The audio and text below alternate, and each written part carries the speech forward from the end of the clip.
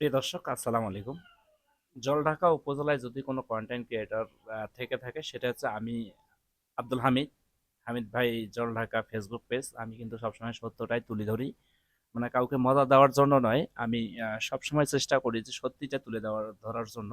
তো আমার কথা হচ্ছে যে 5ই আগস্টে যে মানে যেটা হলো আপনারা সবাই দেখেছেন, এটা নতুন করে বলার দরকার নাই। তো আমি মনে করব যে 5ই আগস্টের পর একজন তত্ত্বাবধায়ক সরকারের প্রয়োজন ছিল, আর সেই সরকার থেকে নির্বাচন দেবে। নির্বাচনে একটা দল সরকার গঠন করবে, সেই সরকারের আন্ডারে আমরা মানুষজন চলবো। সেটাই তো ভালো হইতো, তাই না? কিন্তু না, সেটা নয়।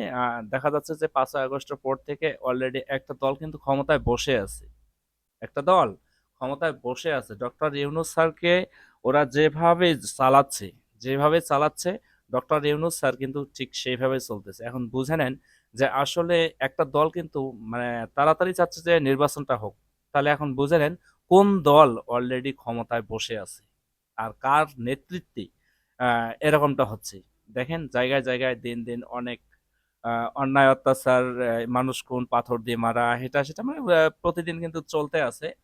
আর সাধারণ আমরা যারা মানুষ, আমরা মানে খেটে খুঁটে খাই, সারাদিন পরিশ্রম করে যা রোজগার করতে পারি তাই নিয়ে বাসায় গিয়ে চাল ডাল নিয়ে যেয়ে আমরা খাই। আমাদের অত কিছু কোনো কিছু প্রয়োজন নেই। আমরা চাই যে একটা ভালো সরকার দেশে গঠন হোক, দেশটাতে গণতন্ত্র চালু হোক, এটাই আমরা চাই, তাই না?